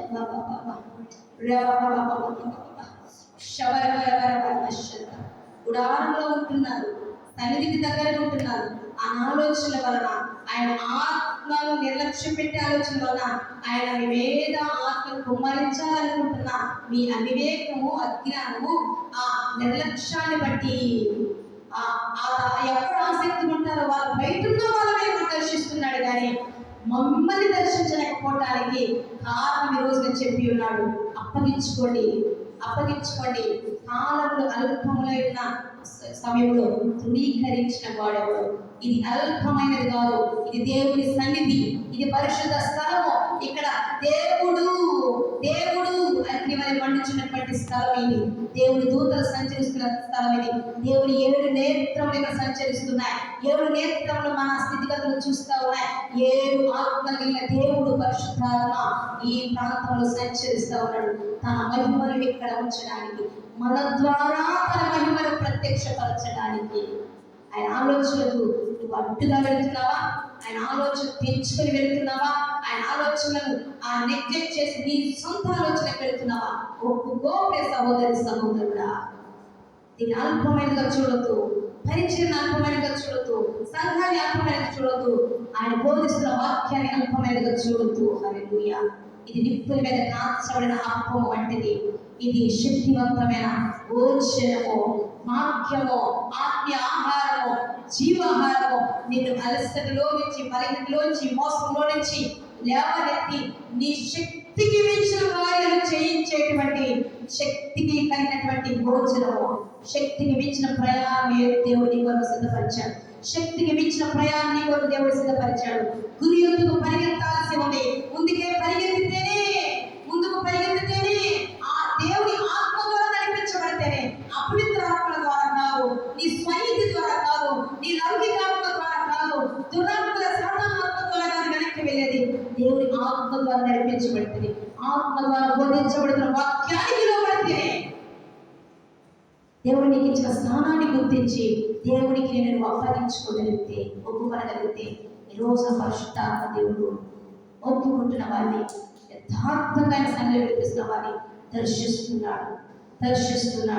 దర్శిస్తున్నాడు దర్శిస్తున్నాడు. ముందుకే కొనసాగేటట్టుగా 4 జీవులను అనుగ్రహించిన కృప ఆయన ఆత్మ ద్వారా అనుగ్రహించబోతున్నాడు. శక్తికి మించిన ప్రయాణం చేయించబోతున్నాడు. హల్లెలూయా హల్లెలూయా. పరిశుద్ధుడైన నామశకర వదలల వరవర వశతరల రవర శకదరల సి అంతరహశత పరిశుద్ధుడైన దేవాన్ని స్తుతిస్తూ గణపరుస్తున్నారు. ఈ సమయంలో తండ్రి శక్తికి మించిన ప్రయాణం చేయడానికి కావలసిన పరలోక భోజనాన్ని మాకు అనుగ్రహించినందుకు కృతజ్ఞతలయ్యా. మా అలసటలో నుంచి మా అవమానాలలో నుంచి మేము మోసపోతున్నటువంటి ఆత్మ నుంచి కాపాడటానికి మీరు మాకు తండ్రి ఇచ్చినటువంటి భోజనాన్ని బట్టి ఈ వాక్యాన్ని బట్టి స్తుతిస్తున్నాం. నిజమే మేము వెనక్కి తిరిగి వెళ్ళిపోతున్నాం. నిజమే మేము ప్రభా లూసిఫర్ లాగా సొంత ఆలోచన చేస్తున్నాము. తండ్రి మాకు వచ్చిన ఆలోచన మేము స్థిరపరుచుకుంటున్నాము. నీ యొక్క వాటిని తీసుకొని రావడం లేదు ప్రభా. తండ్రి నీ సహవాసాన్ని తెలిసి కోల్పోతున్నాము ప్రభా. క్షమించు. మరొకసారి అవకాశం దయచేయండి. ఎందరైతే నీ బిడ్డలు నీ పనికి దూరం అవుతున్నారో వారి ఆలోచనలు లోపడుతూ భవాని క్రియలకు లోపడుతూ లోకానికి భయపడుతూ పరిస్థితులకు భయపడుతూ అవమానాలకు విమర్శలకు భయపడుతూ ఎవరేమనుకుంటారని అనుకుంటూ వారి చిత్తాలకు లోపడుతూ ఎవరైతే తన సాధారణ ప్రేరేపించబడి నీ సన్నిధికి నీ ఆజ్ఞలకు నీ యొక్క ఆత్మకు నీ వాక్యానికి తిరిగి వెళ్తున్నారో దయచేసి మనందరినీ క్షమించండి ప్రభువా. మమ్మల్ని క్షమించండి నాయన. యథార్థవంతులుగా ఇక ముందుకు కొనసాగినట్లుగా మీ ఆత్మశక్తి చేత ప్రతి ఒక్కరిని నడిపించమని ప్రతి ఒక్కరి ద్వారా ఈ దేశం నెరవేర్చమని లూసిఫర్ ఇచ్చిన ఆ గతి తండ్రి మాకు ఇచ్చినటువంటి బిడ్డలు ఎవ్వరికి రాకూడదని ఈ సన్నిధిలో ఈ సేవకులుగా ప్రతిలాడుతూ మీ జ్ఞాపకం చేస్తున్నా. నీ కనికర కృప బిడ్డల మీదకి కుటుంబాల మీదకి రానివ్వు తండ్రి. అవకాశం దయచేయండి. ఇక రోషం ఊరుకొని నా దైవ కార్యకలాపాలు అల్పంగా చూడక నేను వాక్యానికి వ్యతిరేకంగా ఉండగా ఆజ్ఞలు విస్మరించగా ఎన్ని వచ్చినా శక్తిని మించిన ప్రయాణం చిత్తంగా ఉన్నది కనుక నా దేవ నీ వాక్యానికి నేను అనుగుణంగా నడుచుకుంటాను ప్రభా అనేటువంటి ఆ నిర్ణయము పిల్లలకు దయచేయండి. మీరు ఎవరైతే ఇక నాకు వెనక్కి తిరిగే పరిస్థితి వద్దు, నన్ను ముందుకు నడిపించు, నేను నీవు నా కొరకు సిద్ధపరిచినటువంటి ప్రయాణం చేస్తాను ప్రభా. నాకు అవకాశం ఇవ్వు, నాకు నీ ఆత్మ సహాయం దయచే, నాకు అవకాశం కల్పించని మీరు ఎవరైతే నిశ్చయించుకుని యథార్థముగా సిగ్గుపడకుండా అల్పంగా ఎంచకుండా నాతో మాట్లాడాలని నిర్ణయం తీసుకొని చేయగలుగుతారు వారి కొరకు ప్రత్యేకంగా మాట్లాడే దేవుడికి మీ ఆత్మను అప్పగించబోతున్నాను.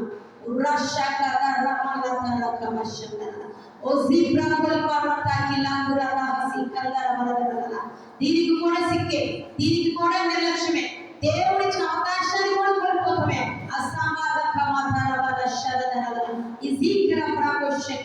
ప్రతి ఒక్కరి మీద దర్శించండి, ప్రతి ఒక్కరి మీద నీ ఆత్మను ఇచ్చండి. అస్తమలేసినటువంటి నీ బిడ్డల మీద ప్రత్యేకమైన ఆత్మను వచ్చామని ప్రార్థిస్తున్నాను. ప్రత్యేకంగా మనం దర్శించి నీ చిత్తమంతా నెరవేర్చుకోండి. నీ ఆజ్ఞల మాత్రం నడుస్తూ అనేకలకు ఆశీర్వాదకరంగా ఆ బిడ్డలను లేవనెత్తమని, వారి కుటుంబాన్ని దీవించమని, వారి పరిచయం దీవించమని, వారి ముందుకే నడుస్తూ 4 జీవులలో ప్రకాశించే కృప ఈ ప్రాంతంలో అతి మహిమతో నింపమని మనలన్నీ నజరేయుడైన యేసు నామమున అడిగి ప్రార్థించి పొందుచున్నాము మా తండ్రి.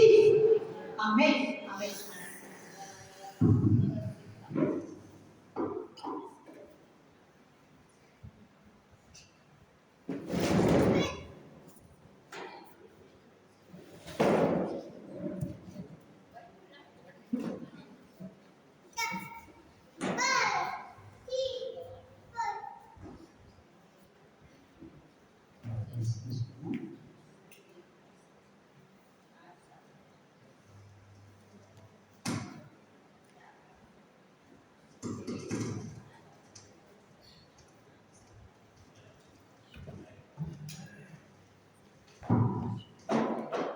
ఆదివారం సాయంత్రం 7 గంటలకు ఆరాధన జరుగుతుంది.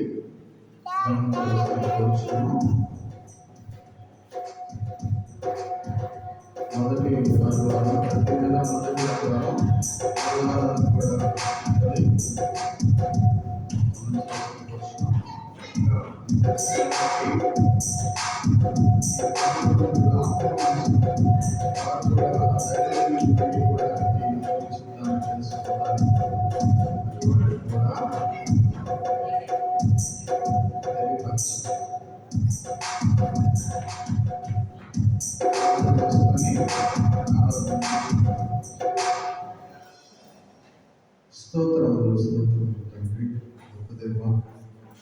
మాట్లాడారు.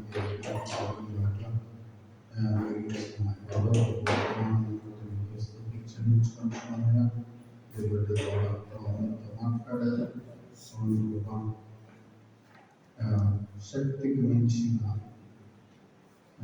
ప్రయాణం ముందు ఉన్నదని సెలవిచ్చినట్టు నీతిమంతులు విశ్వాసంగానే ముందుకు వెనుతీస్తే వారికి ఏమి ప్రయోజనం చెప్తూ మీ ఆత్మ దుఃఖపడుతుందని సెలవిస్తూ ఉన్నారు. రక్తంలో పడిపోయిన మేమందరం విశ్వాసం ద్వారా విశ్వాసం భక్తి దానిని కొనసాగించి వాటినైనా మీ వైపు నిలిచిస్తూ మా ఎదుట వచ్చబడిన పందెంలో ఓపికగా మేము ఆత్మ నడిపితో మా అందరికీ నడిపించమని మా అందరినీ కూడా మీకు హస్తాలుగా ప్రయోజనం ప్రతి ఒక్కరిని నుంచి ఆశ్రయించారు కుటుంబాన్ని మీకు హస్తాలు వారి ప్రయాణాల పనులన్నింటిలో క్షేమాన్ని నిర్మించి వారు చేసే పనులన్నీ దీవించండి, ఆశీర్వదించండి. వ్యాపారాలు అలాగే జాబ్స్ అన్నింటిలో మీరు మాట్లాడాలని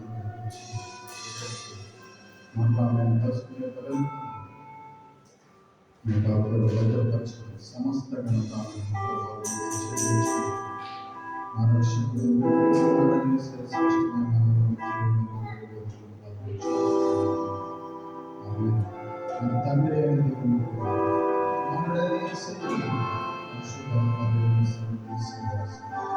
సదాకాలం